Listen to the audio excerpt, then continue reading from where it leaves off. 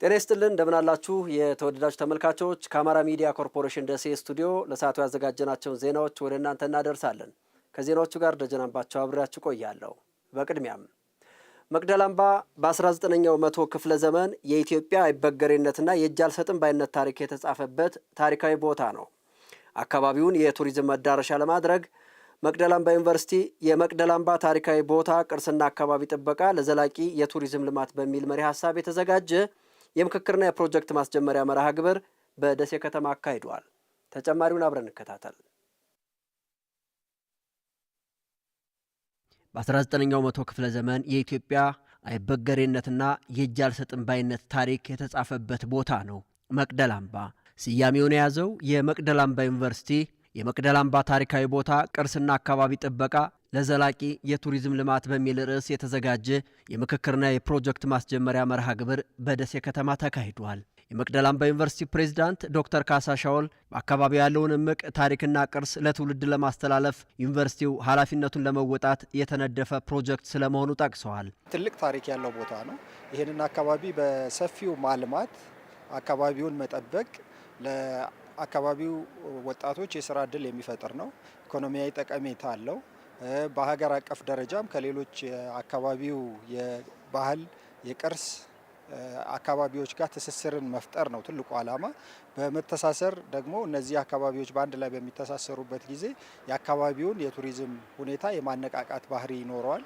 በመነቃቃቱ ምክንያት ደግሞ አካባቢውን በከፍተኛ ሁኔታ ተጠቃሚ የሚያደርጉ ፕሮጀክቶችን ታሳቢ አድርጎ የሚሰራ ስራ ነው የሚሆነው ማለት ነው። በመቅደላ አምባ ዩኒቨርሲቲ የምርምርና ሀገር በቀል እውቀት አስተባባሪ አብርሃም በቀለ የመቅደላ አምባ ታሪካዊ ቦታ እምቅ ታሪካዊ ተፈጥሯዊና ባህላዊ ቅርስ ያለበት ቢሆንም በተገቢው ሳይለማ መቆየቱን የገለጹት በፕሮጀክቱ የቅርስ ልማት የአካባቢ ጥበቃ ስራ መስራትና ቱሪዝሙን በቴክኖሎጂ መደገፍ ዓላማ ተደርጎ መጀመሩን የገለጹት ካለንበት ዘመን ከአንደኛው ክፍለ ዘመን ጋር የሚመጣጠን ስራ ቱሪዝሙ ላይ መስራት ያስፈልጋልና አጠቃላይ መቅደላና በዙሪያው ያሉ ነገሮች ዌብሳይት ቤዝድ እንደሆኑ ዌብሳይት ዴቨሎፕ ተደርጎላቸው ወደ ሲስተም ገብተው ማንኛውም ሰው አክሰስ የሚያደርግበትን ተደራሽ የሚሆንበትን መንገድ መፍጠር ነውና ሶስቱን ነገሮች ኢንተግሬት አድርገን አስተሳስረን መስራት ከቻል መቅደላ አምባን ትልቅ የቱሪዝም መዳረሻ ቦታ ማድረግ እንችላለን ብለን አስበን ተነስተን ነው እየሰራን ያለነው። በመርሃ ግብሩ ከታደሙት መካከል የወሎ ዩኒቨርሲቲ የታሪክ መምህርና ተመራማሪ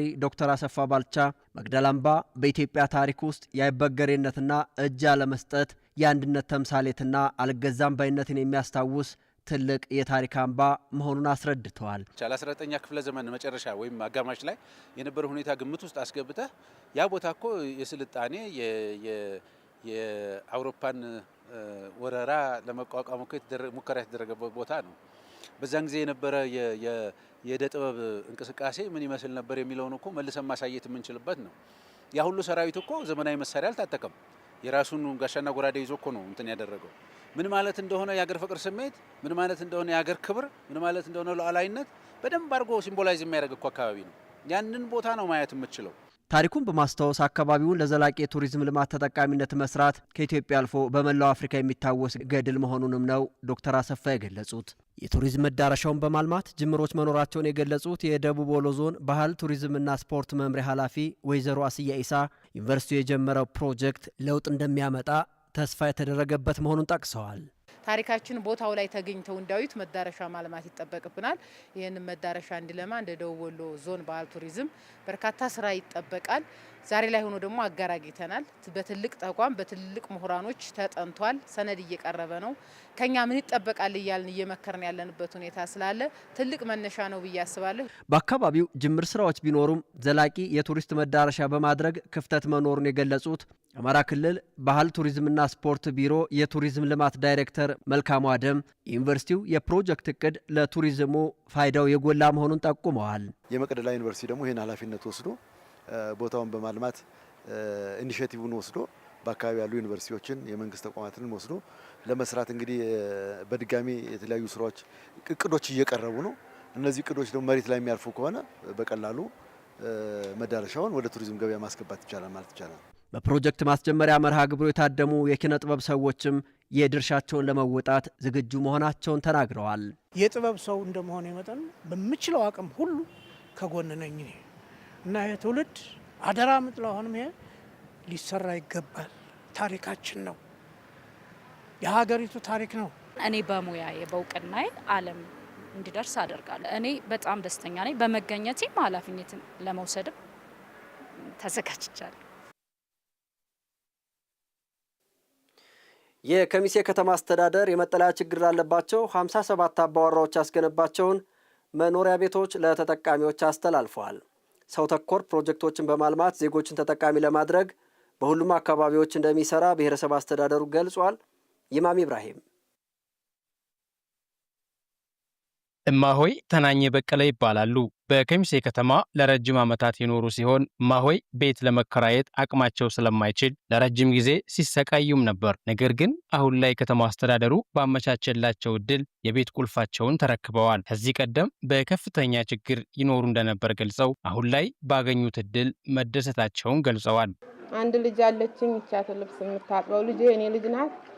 እሷ በሰው ቤት ልብስ እያጠበች እንጀራ እየጋገረች እኔንም እሷንም አፋችንን የምትጦረው 2 ልጆች አሏት። እሷ ነበረች። አሁን እግዚአብሔር ይመስገን ክብሩ ይስፋ ለመድኃኔዓለም። አሁን የታዛው ሁሉ ወጥተን ያው ደስተኛ ህይወት ውስጥ ነው ያለሁት። እኔ አሁን ጨለማው ብርሃን ሆኖልኝ አሁን አይኔ ብርሃን የሚያይ ነው የሚመስለኝ። ውስጡ ቤት ተቀምጬ ማለት ነው። ውስጤ ስለበራ አይኔም እያየ እየመሰለኝ ነው ያለው። እንደማሆይ ሁሉ ሌሎች የቤት ቁልፋቸውን የተረከቡ አቅመ ደካሞች በበኩላቸው ከኑሮ ውድነቱ ጋር ተደማምሮ በከፍተኛ ችግር ይኖሩ እንደነበር ጠቅሰው አሁን ላይ የቤት ባለቤት መሆናቸውን ተናግረዋል። ደስ የሚል ኑሮ ነው የምኖረው። አልሐምዱሊላህ ቤትም ሰጡኝ። ተነ አልጋው፣ ተነ ፍራሹ፣ ተነ ምንጣፉ፣ ተነ ቁልፉ እንደው አስረከቡን። ደህና እየተመናደልኩበት ይገኛለሁ። በጣም ተደስቻለሁኝ። እንቅልፍ ወስዶኛል።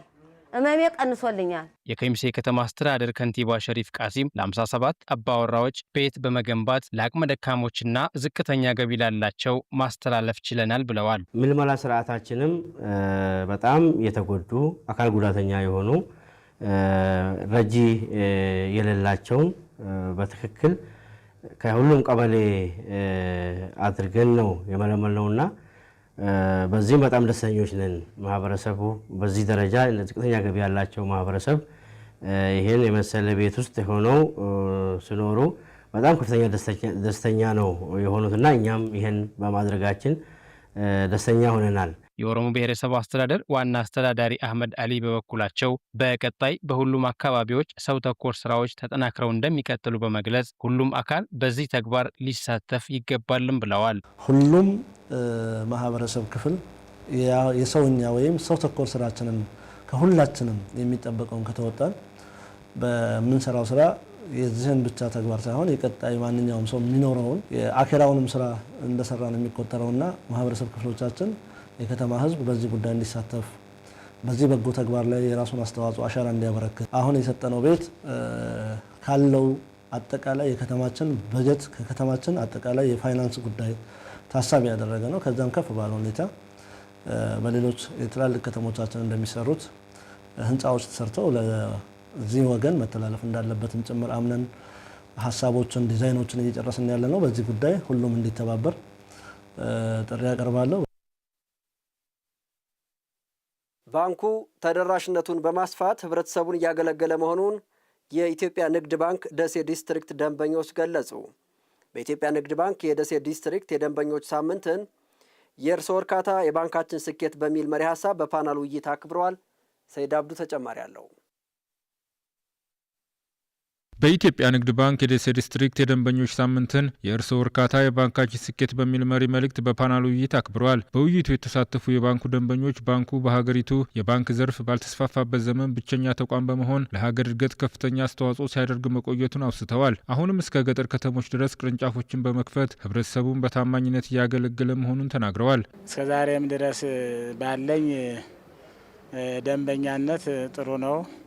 ሰራተኞቹ ሰው አክባሪ ናቸው። በተለይም ደግሞ እኔ የሃይማኖት አባት እንደመሆኔ መጠን እንደ ሃይማኖት አባት ደግሞ ቅድሚያ ይሰጣሉ። በጣም ጥሩና ደስ የሚያሰኝ ነው። በንግድ ባንክ ከ22 ዓመት እድሜ በላይ ደንበኛ ነኝ። በንግዳችን በየቦታው ሰፊ ተደራሽነት ያለው የትም ቦታ ላይ በአቅራቢያ ስለምናገኘው እንደገና በመስተንግዶም የተሻለ ስለሆነ የመጀመሪያ ምርጫችን ኢትዮጵያ ንግድ ባንክ ነው። ንግድ ባንክ እኛ እንደ ደንበኛ ሳይሆን እንደ ቤተሰብ ነው።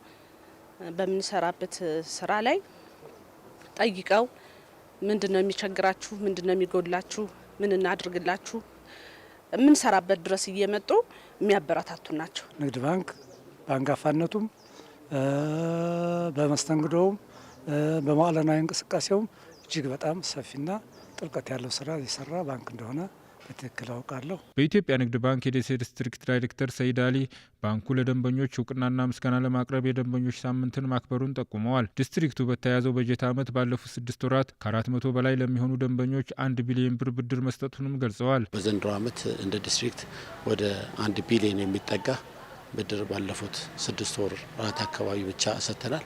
በቁጥር ወደ 425 አካባቢ ደንበኞችን አድሬስ ለማድረግ ችለናል። ነገር ግን ይሄ ብቻ አይደለም ዓላማችን። በከፍተኛ ደረጃ የብድር ስርጭቶቹን በደንብ አተኩረን በዲጂታል ሌንዲንግም በስሞል ፋርመርስ በኮኦፕሬቲቭስ እንዲሁም ለንግዱ ማህበረሰብ ከወለድ ነጻም በወለድም ለሚፈልጉ ደንበኞቻችን ያንን የብድር አገልግሎት በሚገባ ለማቅረብ ጥረት እናደርጋለን፣ እያደረግን ያለ ነው።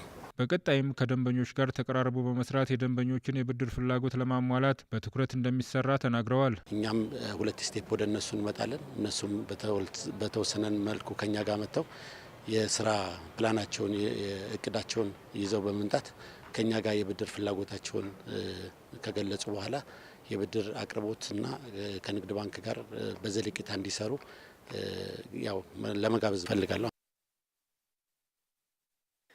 የተወደዳችሁ ተመልካቾች ከአማራ ሚዲያ ኮርፖሬሽን ደሴ ስቱዲዮ ለሰዓቱ ያዘጋጀናቸው ዜናዎች የተከታተላችኋቸው ናቸው። አብራችሁን ስለቆያችሁ ከልብ እናመሰግናለን። ከዜናዎቹ ጋር ደጀን አምባቸው ነበርኩ። ጤና ይስጥልን።